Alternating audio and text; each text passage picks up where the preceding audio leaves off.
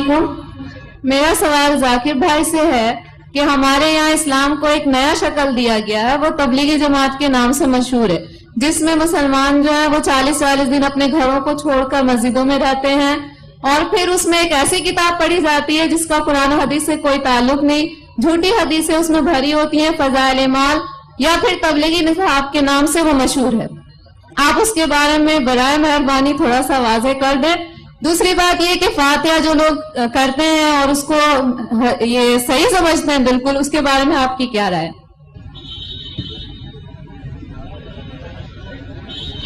حالانکہ ایسے سوال کا جواب میں اکثر دیتا نہیں ہوں، کیونکہ میرا فن جو ہے وہ اسلام اور دیگر مذاہب، کیونکہ آخری سوال اور خواتین کی طرف سے ہے، لوگ یہ نہیں کہنا چاہتے خواتین کے سوالات کا جواب میں نہیں دے رہا ہوں. میں نے سوال پوچھا کہ تبلیغ جماعت جو ہے ایک جماعت ہے ہمارے مسلمانوں میں، ہندوستان میں خصوصاً، وہ تبلیغ نصاب پڑھتی ہے جس کے اندر حدیث مکسچر ہے. آپ بالکل صحیح فرماتے ہیں کہ تبلیغ نصاب یا فضائل اعمال جسے کہتے ہیں، اس کے اندر ایک کتاب ہے جو مولانا زکریا صاحب نے لکھی تھی، اس کے اندر مکسچر ہے، صحیح حدیث بھی ہے، ضعیف بھی ہے، موضوع بھی ہے، قانی قصہ بھی ہے.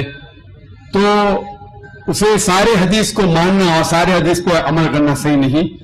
ہمیں عمل کرنا چاہیے صحیح حدیث پہ. صحیح حدیث ہماری حجت ہے. ان کے لیے اگر آپ ضعیف حدیث جاننا چاہتے ہیں یا ضعیف حدیث دوسرے حدیثوں سے مل کے صحیح ہو جاتی ہے وہ ٹھیک ہے، لیکن باقی موضوع حدیث یا ضعیف حدیث کو حجت قائم کرنا یہ اسلام کی شریعت کے حساب سے صحیح نہیں. ہمیں عمل کرنا چاہیے قرآن اور صحیح حدیث پہ. ان کے لیے اگر آپ جاننا چاہتے ہیں تو الگ بات ہے. تو یہ اسی لیے یہ افسوس کی بات ہے کچھ مسلمان ایسی کتابیں جیسے تبلیغ نصاب ہو اس کو قرآن سے زیادہ اہمیت دیتے ہیں، جو غلط ہے. ہمیں قرآن پہ عمل کرنا چاہیے اور صحیح حدیث کی کتاب جیسے میں نے کہا صحیح بخاری ہے، صحیح مسلم ہے، ان کے سارے حدیث ماشاءاللہ آپ کو محدث ہونے کی ضرورت ہی نہیں، سارے حدیث صحیح ہے. پھر آپ جا سکتے ہیں سنن ابو داؤد، ترمذی، ابن ماجہ، سنن نسائی، ایسے کتابیں ہیں جن سے انشاءاللہ ان میں اکثریت حدیثیں صحیح ہے، سارے نہیں کہ باقی کتابوں سے. تو ان کا مطالعہ کرے تو امید ہے کہ آپ کے علم میں اضافہ اور ہوگا. وہ جو لوگ کمپیریٹیو ریلیجن کے ہیں اور تحقیق کرنے کی وجہ سے کچھ باقی کتاب پڑھنا چاہتے ہیں تو اس میں کوئی حرج نہیں ہے.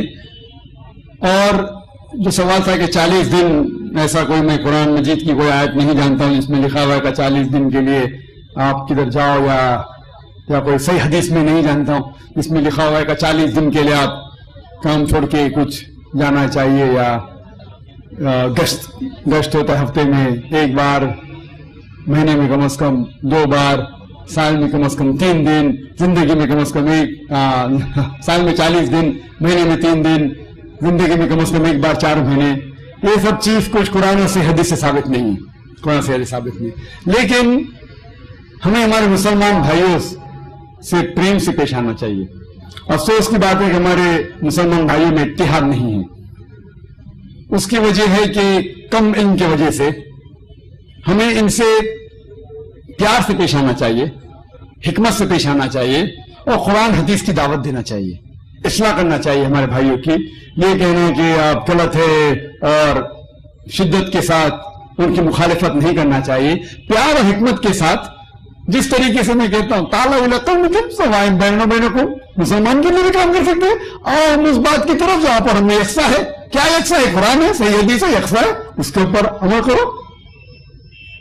تو افسوس کی بات ہے کہ ہم حکمت کا استعمال نہیں کرتے، اسی لیے تفرق ہے.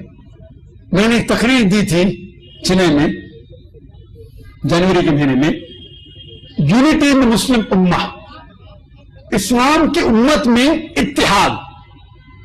اور یہ تقریر انگریزی میں ہے جس میں نے فارمولا دیا ہے کس طریقے سے قرآن اور صحیح حدیث کے اوپر عمل کریں گے تو انشاءاللہ سارے مسلمان اتحاد میں رہیں گے، ایک ہوں گے.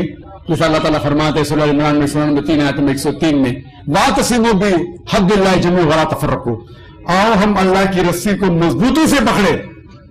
اللہ کی رسی ہے قرآن اور صحیح حدیث. اس کو اگر ہم پڑھیں گے سمجھ کے، افسوس کی بات ہے ہم قرآن سمجھ کے پڑھتے ہی نہیں.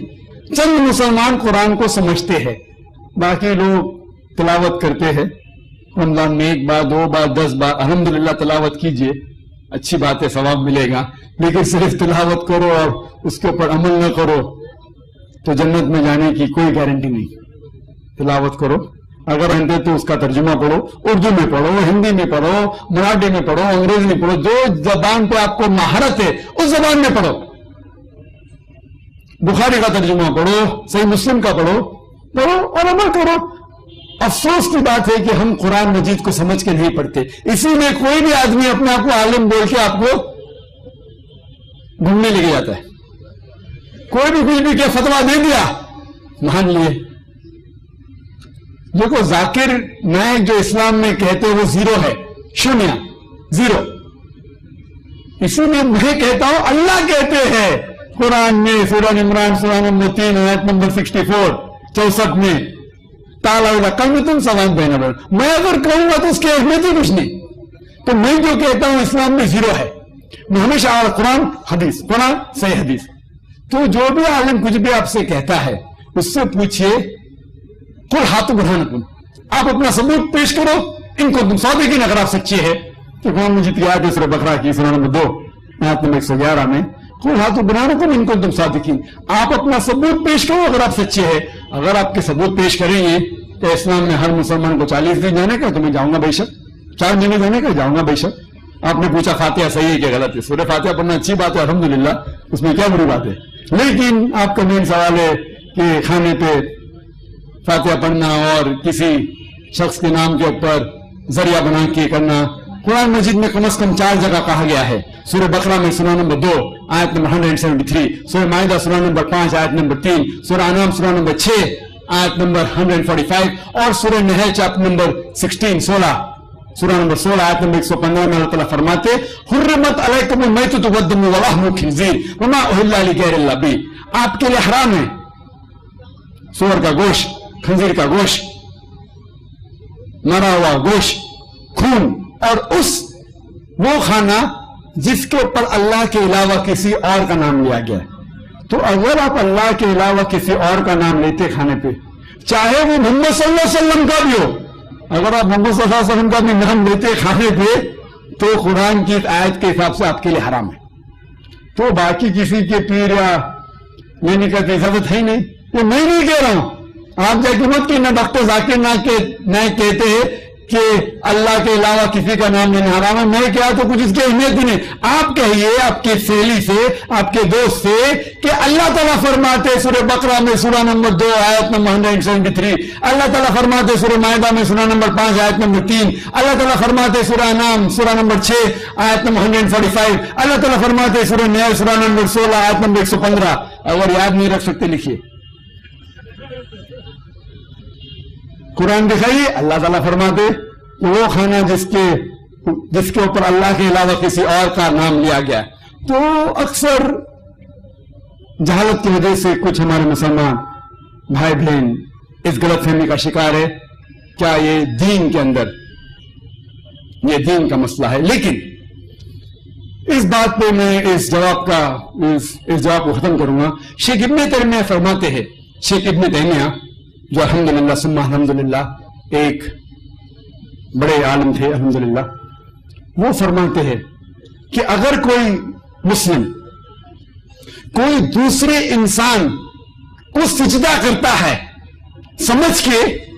یہ سمجھ کے کیا وہ دین کا حصہ ہے، تو وہ شرک نہیں کر رہا ہے.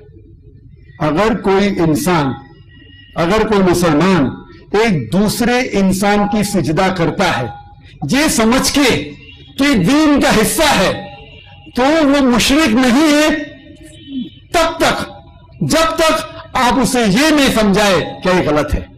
تو اگر انجانے میں جہالت میں اگر کوئی مسلمان بھائی کوئی غلط کام کر رہا ہے تو ہمارا فرض ہے کہ ہم حکمت کے ساتھ اسے سمجھائے. اللہ تعالیٰ فرماتے سورہ نحل میں سورہ نمبر 16 آیت نمبر 125 میں ادعو الی سبیل ربک بالحکمہ والموعظۃ الحسنہ وجادلہم باللتی ہے حسن، کہ لوگوں کو بلاؤ اللہ کی طرف حکمت کے ساتھ اور حکمت کے ساتھ اور اچھے طریقے ہے کہ ہم مسلمانوں میں اتحاد پیدا کریں قرآن اور حدیث کی روشنی میں. یہ شیخ ابن تیمیہ کا جو قول ہے، تو ہمارا فرض ہے کہ ہم جو مسلمان بھائی انجانے میں جہالت میں کوئی غلط چیز کر رہے ہیں تو پیار سے سمجھائیے، حکمت سے سمجھائیے، قرآن کے ذریعے سمجھائیے. وہ آپس میں جھگڑا کرنے سے اختلاف بڑھیں گا اور ہم مسلمان اتحاد نہیں ہوں گے. تو میری گزارش ہے مسلمان بھائیوں سے اس سوال کے آخری جواب دیتے وقت کہ انشاءاللہ ہمارا فرض ہے کہ ہم قرآن کے اوپر چلے، صحیح حدیث پہ چلے، اس کے اوپر عمل کرے اور یہ پیغام مسلمانوں میں نہیں غیر مسلمان تک پھیلائے. وآخر دعوانا الحمدللہ رب العالمین.